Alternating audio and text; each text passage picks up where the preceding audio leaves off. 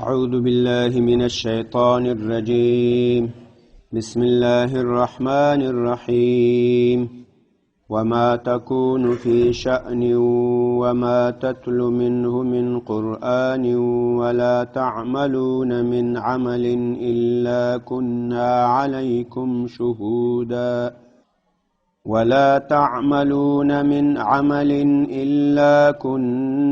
عليكم شهودا إذ تفيضون فيه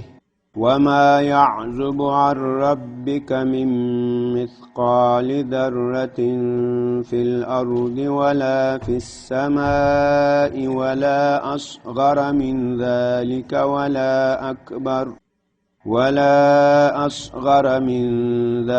ولا أكبر إلا في كتاب مبين. بسم الله الرحمن الرحيم. سورة یونس آیت نمبر 1 د دې آیت مناسبت په دې ځای کې د دې آیت مناسبت په دې طریقه ده. مخکې الله تعالی د نبی علیه الصلاة والسلام د رسالت او د هغه د قرآن حقیقت د دې وضاحت وکړو، بیان وکړو، د هغې د حقیقت دلایل بیان کړل. مشرکانو چې کوم شبهات درلودل د هغې شبهاتو جواب وسو، او بالمقابل دلته د مشرکانو د عقایدو د هغو د شبهاتو تردید وسو. نو تر دغه آیت پورې دلته دوه مسلې بیان سوې. یو د الله تعالی د دوستانو د دې ذکر وسو، بل د الله تعالی د دشمنانو د دې ذکر وسو. اوس الله په دې کې یو داسې خبر ذکر کوي چې په هغې سره د دوستانو خوشحالي زیاتیږي او د الله د دشمنانو غم سوا کیږي. هغه څنګه؟ الله تعالی د خپل علم او د خپل قدرت غلبه او احاطه بیانوي چې او انسانانو زه تاسو په ټولو حالاتو باندې علم لرم، د تاسو په ټولو حالاتو باندې زه احاطه او غلبه لرم. نو په دې خبره مؤمن دی الله دوست هغه خوشحاله سي، هغه په خلوت کې عبادت کوي، اطاعت کوي، په زړه کې یقین لري، تصدیق لري، نو هغه ته خوشحالي حاصله سي. دا په هر حالت کې الله ما ویني، الله به ماته ثواب راکړي، الله به ماته مغفرت وکړي. د کافر د الله د دشمن په دې آیت اورېدلو سره د هغو غم سوا سي، د هغو مصیبت زیات سي. ځکه هغه هم پوه سي چې الله په ما باندې په هر حالت کې علم لري، سلطه لري، غلبه لري، نو ما ته خو به په دې هر عمل په بدل کې الله ما ته جزا او سزا راکوي، نو د هغو به غم سوا سي. نو دا آیت مؤمنانو ته یو خوشخبري ده، نیکانو، صالحانو، اولیاء الله ته، او د الله دشمنانو ته هغو ته دا آیت یو عذاب ده، یو زجر ده، یو تهدید ده. دا د دې آیت مناسبت شو. د دې آیت مطلب ته په دې آیت کې اول الله تعالی د نبی علیه الصلاة والسلام ذکر کوي، بیا له نبی علیه الصلاة والسلام نه وروسته نور امت ته راځي. اول نبی علیه الصلاة والسلام ته داسې خطاب کوي، وایي ای نبی علیه الصلاة والسلام تاسې په دې هر شان کې یې، په هر حال کې یې، او یا د قرآن کوم آیتونه قرآن یو جز ته تلاوت کوي، موږ په تا علم لرو. بیا امت ته خبر کوي، وایي ای امتیانو تاسې په کوم حال کې واقع کیږي، په کوم حال کې داخلیږي، الله په تاسې باندې علم لري. بیا له امت نه خبره ټولو مخلوقاتو ته بوزي چې داسې نه ده چې الله خالی په نبی اسلام علم لري، په امتیانو علم لري، نه، بلکې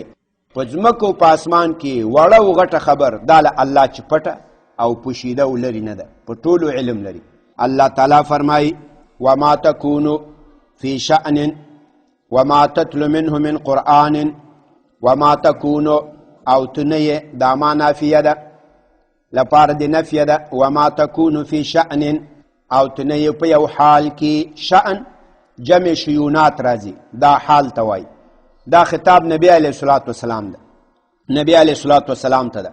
نبی علیه الصلاة والسلام ځکه له ټولو نه رامخکې کو چې هغه افضل البشر ده، افضل المخلوقات ده، نو د هغو ذکر یې رامخکې کو، د هغه د فضیلت، د هغو د برتري له وجې نه. وما تکونو، او تنیه ای نبی علیه الصلاة والسلام فی شأن، په یو حال کې. وما تکونو، و تنمی باشی ای نبی علیه الصلاة والسلام در یک شأن، در یک حالت. وما تتلو، او تلاوت نکوي. تلا یتلو تلاوتا فهو تال، والمفعول به متلو تلاوت کول موږ تاسو تلاوت ورته وایو قراءت ورته وایو وما تتلو وما تقرأ او ته قراءت نه کوي منه دا د منه په ضمیر کې دوه احتمال دي منه ضمیر چا ته راجع ده په دې کې دوه احتمال دي یو داسې دا د منه ضمیر دا راجع که خپل دی قرآن ته په دې احتمال کې یو بل خبر زده دا قرآن ټول قرآن تم قرآن وایي له الحمدو نیولې تر والناس پورې قرآن د ټول قرآن نوم ده او په قرآن کې یو څو آیاتونو یو څو سورتونو دې ته هم قرآن وایي لکه اوس مثال دلته یو قاری صاحب سورت فاتحه تلاوت کی موږ وایو دا د قرآن تلاوت کوي ابل مثال علم تر کیف تلاوت کی موږ وایو د قرآن تلاوت کوي سورت نجم تلاوت کی د قرآن تلاوت کوي قرآن ټول قرآن تم وایي یو سورت یو څو آیاتونو دې ته هم قرآن وایي نو صدا د منه ضمیر قرآن ته راجع کې بیا به له قرآن نه ټول قرآن واخلې او دا من قرآن څخه خپله ذکر سوی لدی چې به بیا یو څو سورتونه واخلې نو معنا به داسې وما تکونو او ته نه یې فی شأن په یو حالت کې وما تتلو او ته تلاوت نه کوې منه د دې ټول قرآن نه من قرآن یو جز د قرآن یو څو سورتونه یو سورت دوه سورته درې سورته توجیه اول که منه ضمیر راجع بکنیم به خود قرآن باز از منه خود قرآن تمام قرآن میگیرم امی ضمیر که راجع کردیم باز که قرآن خودش ذکر شد از او باز اجزای قرآن میگیریم یک سورت دو سورت سه سورت پس معنای تو میشود و ما تکونو او تو نه فی شأن په یو حالت کی په یو شان کی تو نمی باشی در یک حالت و ما تتلو و تلاوت نمی کنی منه از تمامگی قرآن من قرآن یک چند آیت یک چند سورت دویم توجیه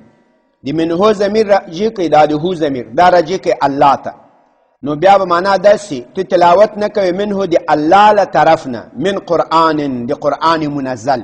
قرآن خو دی الله له طرف نه معنا به داسي وما تکونو او تنه فی شأن په یو حال کې وما تتلو او تلاوت نه کوي منه دی الله له طرف نه من قرآن دی قرآن تو نمی باشی در یک حالت و تو تلاوت نمی کنی از طرف الله من قرآن از قرآن تو از طرف الله امی قرآن تلاوت نمی کنی دی دیر طولو جواب داده الا کننا علیکم شهودا مگر یو مونږ پتا سو باندې حاضر گوا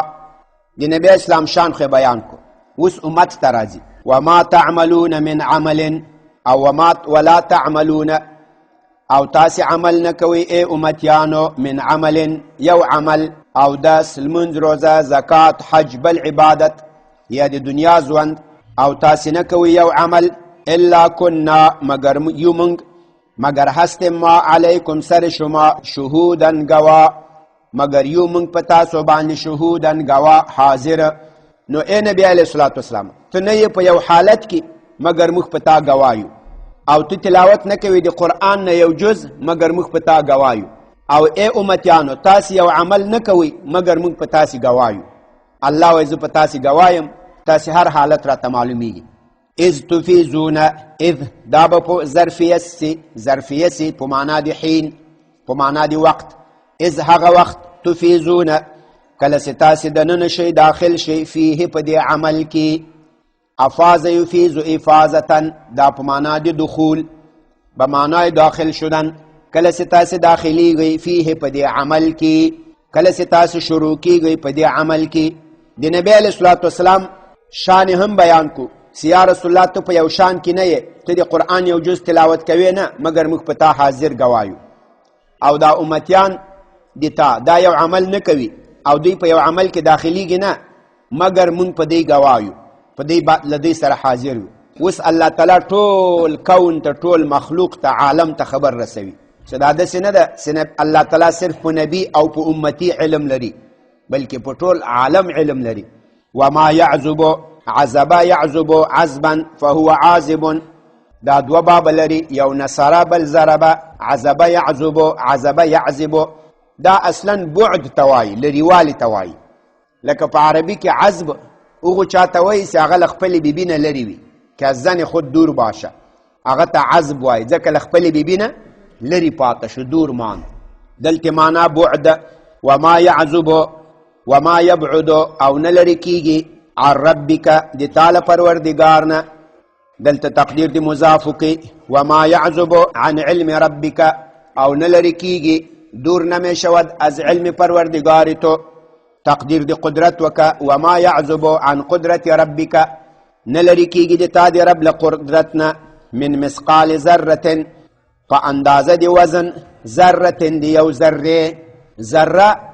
د دې مختلفې معناګانې راغلي یو معنی راغلي هغه لمر کسې تیارې کمرې ته چې د لمر رڼا راشي بیا د لمر په وړانګه کې واړه واړه ذرات ښکارېږي چې کله داسې لاس وروړي هغه داسې سره تاو راتاو سي نور رانیول کېږي نه در اتاق تاریک کې روشنایی آفتاب آمده باشه در او ذرات خرد خرد معلوم میشه که دست تا شور میتی وام چی میکنه شور میخوره هغه ته ذرات وای هغه وزن مزن نه لري ځکه هغه دونه سپکې په هوا ګرځي دویم معنی ذرتون کړي دا هغه واړه زیړ زیړ میږیان مرچهای خرد زرد رنگ په دې لاس باندې ګرځي را ګرځي سړی ته ښکاري نه لاس تخنیږي سیخه ورته جیر سي که ګوري دی په لاس باندې روان دي که خوب دقت بکني مرچهای خرد خرد درېیمه معنی کړي وای ذره دا د شي هغه ورکوټې جز ته وایي یو شی راواخلې مثال اوسپنه یا سونا چاندي سره زر طلا نقره المونیم سلور یو شی راواخلې هغه ټوکړه کې ټوکړه کې ټوکړه کې آخري ټوکړه چې نور نه ټوکړه کېږي هغې ته وایي ذره وایي دا نن سبا چې ورته اتوم وایي شی وایي اتوم وایي دا مطلب ده هغه آخري هغه بیخي وزن نه لري نو الله تعالی ویل الله نه دا د ذرې په شان طول دام له الله نه پټ نه ده وما يعزب او بعید نه ده عن ربک د تا د پروردګار له علم نه د تا د پروردګار له قدرت نه من مثقال له اندازه د وزن ذره د یو ذرې فی الارض په ځمکه ولا فی السماء او نه په اسمان کې ولا اصغر من ذلک له دې ذرې نه ورکوټه یم له الله نه پوشیده نه ده له ذرې نه ورکوټه هغه دې چې اتوم وایي هغه هم بیا له ورکوټو اجزاونه جوړ ده الکتران ده پکې پروتون ده پکې نیوترون ده پکې دا ګورې چې نور بلا څه شي خو اوس خو دومره پکې پیدا کړي دي نور معلومه نه ده کېدای چې نور شیان هم پکې وي ځکه د ساینس دي کې داسې فیصله نه شي کولی چې دا شی داسې ده او نور وړاندې نشته تا ته به نه معلوم نورو کیسې به مې ولا اصغر من ذلک له دې نه ورکوټی شی له دې ذرې نه له دې ذرې نه ورکوټی شی هغه هم د الله له علم چې لرې نه ده د الله له قدرت نه ولا اکبره او نه له دې نه لوی شی لکه د لمر سپوږمۍ غرونو دا ټول ځمکه دا لوی څیزونه هم د الله له علم له قدرت نه وتلي نه دي الا فی کتاب مبین مگر دا ټول چې دی فی کتاب دا په یو کتاب کې دی مبین چې هغه واضح ښکاره کتاب ده چې هغې ته لوح محفوظ وایي لوح دا اصلا تختې ته وایي بورډ ته وایي محفوظ په معنا د ساتل شوی دا په وم آسمان کې یو بورډ ده یو تخته ده په هغې کې الله تعالی هر څه لیکلي دي نور د هغه بورډو د تختې کیف و کان نه ده معلوم چې دا له څه شي نه جوړه ده زمرود نه جوړه ده یاقوت ده سونا ده چاندي ده له څه شي نه جوړ ده د لیکلو کیفیت هم نه ده معلوم چې په دې کې دا هر څه څنګه لیکل شوي خو هغه محفوظ ده په هغې کې څوک لاس وهلی نه شي هیڅوک په هغوی کې تغییر و تبدیل نسی کولی د الله تعالی تر قدرت او تر علم لاندې ده دا ټول څیزونه الله تعالی هلته لیکلي هلته د دې ثبت کړی حفظ یې کړی دا یې هلته ټول پکې ساتلی دي وما یعزب و دور نمی شود دور نیست عن ربک از علم پروردگار تو از قدرت پروردگار تو من مثقال ذره از اندازه از وزن یک ذره فی الارض اگر در زمین باشه ولا فی السماء یا در آسمان باشه ولا اصغر ذلك یا خورتر من ذلك از یک ذره ولا اکبر یا کلانتر از یک ذره این نمی باشه الا مگر فی کتاب یه هست در لوح محفوظ مبین که او واضح است مبین په معنا دی واضح په معنا دی څرګند نو د دې آیت په اورېدو سره به د الله تعالی بندگان مخلصین مؤمنان دوستان هغو کې به یو خوشحالي راسي چې دا د الله خو د موږ په ټولو حالاتو علم لري د موږ په زړه د شپې په عبادت روزو باندې په نفلونو په صدقاتو علم لري انشاءالله الله به د دې په بدل کې موږ ته نیکیانې راکړي جنت به راکړي مغفرت به راته نصیب کړي او د دې آیت په اورېدو سره به کافران فاسقان بدکاران په هغو کې یو زجر و تهدید ویره راسي چې د موږ خو ټول حالت الله ته معلوم ده ذره ذره الله ته معلومه ده که ځمکه کې که اسمان کې نو هداسې کوم ظلم کړی تجاوز یې کړی ناروا یې کړي نو الله خو به د دې ټوله بدل کې ما ته جزا او سزا راکوي نو په هغې کې به یو ټکان راسي په هغې کې به یو زجر راسي دا به هغو ته یو عذاب یو تهدید سي دا د دې آیت شریف مناسبت په دې کې تر همدې پورې بسته سه سبحان ربك رب العزة عما يصفون وسلام على المرسلين والحمد لله رب العالمين